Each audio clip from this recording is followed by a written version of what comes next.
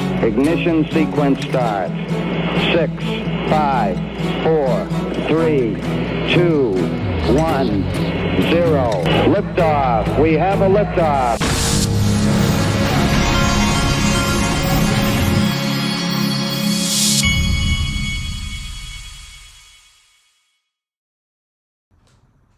Hey everybody, this is the Digital Asset Investor and I am way behind today. That's why this video is getting done so late.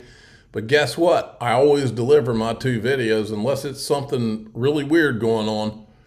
We're living in bizarro world today, folks. The first reason we're living in the bizarro world is that XRP's at 234. There's a million reasons all this should be going up right now. It has to be market manipulation. We're now at 3.15 trillion, but I'm accumulating. I accumulated more XRP today again. That's the I think it's the 3rd time I've accumulated XRP this week. Speaking of bizarro world, I've been watching the Ondo Finance Summit, and guess who showed up to talk? Well, I mean, I wish you're in for fun, guys. Now we're going to get really This mother effer has some gall, folks. Wish the word. This guy's responsible for 70-something thousand XRP holders having to deal with this shit for over 4 years. And now he has the arrogance and the gall to go on stage and act like he wants to be a part and advise everyone and act like he wants to be a part of the solution. I retweeted this video to Hester Pierce because he talks in here about how he talks to her. I said, is this why you're sitting on the Hinman IG report? Because he's smooth talking you? So easy, you could say this is a commodity and that's a security. One of the beauties about this technology is that you can create instruments that are almost hybrids. You can create instruments where they're not a full commodity. It's not like it's a completely fungible investment that you're making when you decide to buy this level 1 coin versus that level 1 coin. There are differences, and sometimes there are insiders that have more insight into how. I know Chris Giancarlo's sitting there going, "You fool! You're sitting up here." Products are working, and so there are information asymmetries, which is Summer's point why a taxonomy is so important. Like, how can we start to? Folks, there's only one reason someone would have the arrogance to sit on that stage now. It's because they never face consequences. That's it. About these things and regulate them in a reasonable way where it's clear enough and you don't have to engage in a very highly subjective analysis, which only today, Ethereum and Bitcoin pass. Yeah, they pass because of you. There's something in between where we can have a regulatory framework where this question is not quite as critical, where you address the information asymmetries problem in both agencies. So it ends up in the CFTC. There is a disclosure obligation for folks that want to trade it, maybe for folks who have issued it. Some of the framework bills try to do this. Everyone has a certain level of information. So some of these really tough questions around, is this decentralized? What's it mean to be decentralized? Have a lot less importance if everyone is getting getting the adequate information that they need to make a choice and which instruments to invest in. So we think that's really important, both for the SEC to weigh in on and for the framework to address. And then, in the meantime, I do think it's going to take a while for legislation. It could be, next year's Congress. And if that happens, it'll be really fascinating to see what Hester is able to do with her crypto task force. Right now, Mark Ueda, the acting chair, has delegated all of his authority in this space to Hester, which doesn't normally happen. He seems to know a lot, almost like he's sitting in the office having coffee with them. Crypto mom, and he recognized that she is someone who's way ahead of him in terms of understanding the space. And if she's crypto mom, he's crypto asshole. Is very comfortable with delegating that to her. She very much wants to hear from all of you. I have talked to her about people are a little gutted. Have you talked to her about the IG report on you and your corruption that's sitting on their desk? Going into the building these days based on past experience.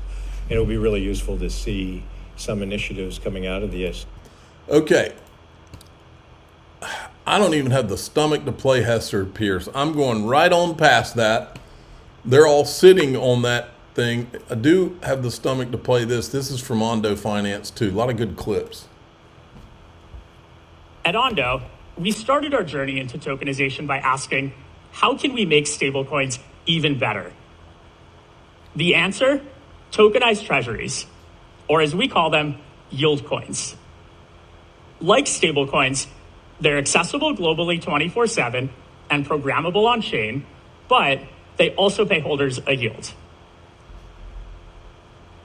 Our first product, OUSG, targeted institutional and high net worth individuals in the crypto ecosystem, making it easy for them to go back and forth between stablecoins and US dollars, and to use yield-bearing assets as collateral in on-chain financial protocols. In order to demonstrate this utility, around the time we launched OUSG, we also developed Flux Finance, the first We don't have to listen to all that. I'm going to get you to the parts where it involves Ripple. Check this clip out.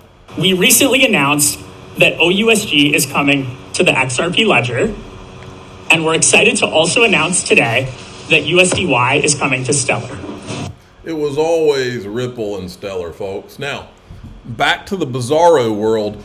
Here we have two people that know better that are talking about Bitcoin being better than gold and even replacing gold. Bitcoin, hands down. Hands down. Bitcoin is a hedge against both inflation and deflation.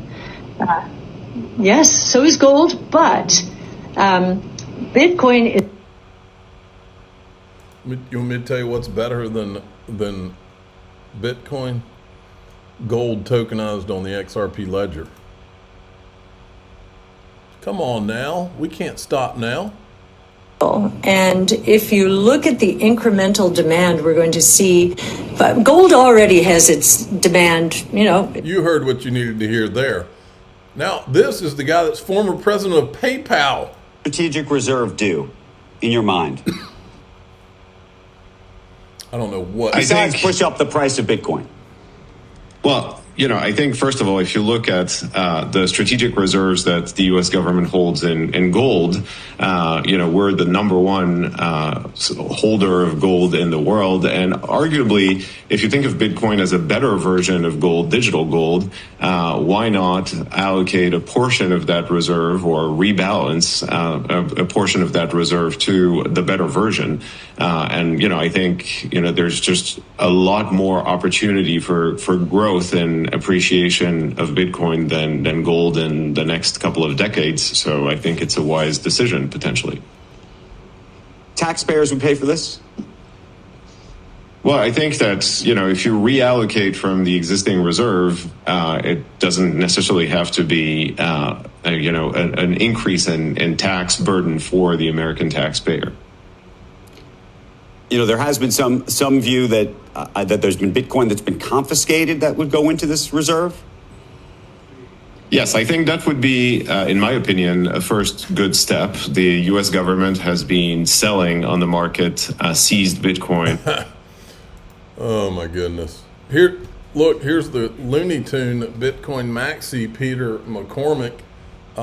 Look what Elon Musk said to him. He's calling him obnoxious. He says Bitcoin is actually highly centralized, with a supermajority controlled by a handful of big mining, aka hashing companies. A single coal mine in Xinjiang flooded, almost killing the miners, and Bitcoin hash rate dropped 35%. Sound decentralized to you? Bingo.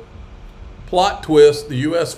sovereign wealth fund buys Ripple equity and kills two birds with one stone. Then they have Ripple equity and a pot of XRP, whatever that percentage is. Uh-oh. Look who's on it today. This is the modern investor. Moment anything good happens with XRP. When we get to like a $10 XRP, I think people are gonna lose it. Like mental institution, really He's she right. needs help, kind of thing. I can't begin to imagine if XRP goes to $50 at some point in the next 10 years. I think people are going to have a really difficult time. I don't understand why so many people, if you don't like it, don't buy it. I don't understand. He wrote, No one dares tell you that XRP exploded, he says, by 60,000%. For those of you who weren't here, XRP went from half of a penny, less than half of a penny. So was it $3, $4, $3.80 something? I don't remember the number. 60,000%. And he said no one has the guts to admit that XRP is the only coin alongside Bitcoin that has consistently held a spot in the top 10 market cap over the past decade. And this thing is primed to explode. Look at this. This is funny. Mike Novogratz endorses XRP, emphasizing its standout narrative. Old Mike Novogratz, he's grown up a lot, but I think it's more than that. I don't think he's grown up. I think it's something else. But I was wrong. I was wrong in that I thought lots of these ecosystems would go away. And they didn't. And I have a very different view on this now. Like, it's the libertarian view. If people want to be part of the XRP army, let them. That's their decision. And XRP has a narrative, and they like it. It's, in some ways, all of these ecosystems have a little bit of store of value in them. People are storing their value there. I was skeptical that XRP would have lasting power because Ripple, the company, owns 60% of them, now 55 or 50% of them. And I was like, that just doesn't seem a proposition that's going to work. And I've been dead wrong. Hats off to Brad Garlinghouse and his team. Ripple is now, a institution. The XRP army is real. They care about their ecosystem and their. There you go. It's been a long road, hasn't it? This is more, you remember the congressman in the press conference that said Internet of Value? This is more on that, but I already put a video out and showed you that. This is Mike Novogratz today. Let me get to the part. This is Ray Fuentes put this out. He recognized XRP as the highest performing asset since the inauguration of Donald Trump, trumping his favorite investment. Let me see if I can get to the Novogratz part where he talks here. It's passionate. And if you think about what these, I'm getting to the point, I promise. What we learned in crypto, and the older you are, Dan and I I'm 60, he's probably close, the more difficult this is to understand, is that community became a part of the investment, algorithm. And we didn't really pay attention enough of that early on. And I used to joke about the tattoos, the Bitcoin tattoos. Let's see here. What else he said? Has always had this crazy valuation because of this idea of the Tesla community. Come on up here. That wasn't the part I wanted to see, but look, this is one of the Tate brothers. He runs a poll. I don't think you can see it here because I'm not logged in, but XRP won his poll, your favorite crypto asset, over Bitcoin. It was like at 47% to Bitcoin's like 38%. He's the one that asked what the big deal is about XRP the other day. They're all figuring it out now. Okay, here's David Schwartz on stage at Ondo. David, you have seen the whole evolution of blockchain from early Bitcoin days and have been a co-creator of the XRP ledger. In your view, what do you see as the most significant difference between DeFi 1.0 and DeFi 2.0? And what do you think is needed for mainstream adoption? Yeah, so thanks. Both myself and Ripple have been in this business for well more than 10 years now. We watched the very early stuff going, to what's happening now with institutional adoption. In the very beginning, it was very experimental, and it was almost like Las Vegas. It was gambling. It was very sexy, though. Like, you attract a lot of people to fancy casinos. But it doesn't have a whole lot of real world utility. It's not Financial System 2.0. Financial System 2.0, a lot of it is frankly boring. Like, for most people, what they need is like a savings account is an extremely useful thing. It doesn't produce high yield. It isn't very volatile, but it's extremely useful and practical. And so we've watched that evolution to more useful, more practical, more enterprise focused, more compliant. Compliance was a bad word in the early days. Like, everything was just completely decentralized. But the problem is the value is in the real world.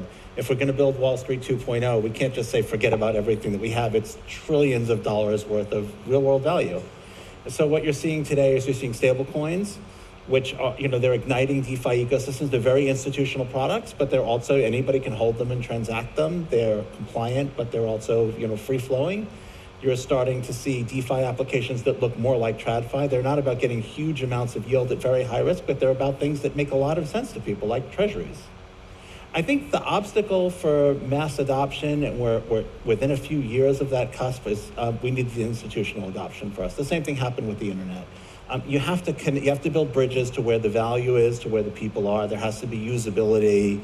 We have to solve all of those problems to be able to turn that corner to mass retail adoption. So I think the precursor to that is going to be mass enterprise adoption, and I think that's right where we are now. That's probably why everybody's here.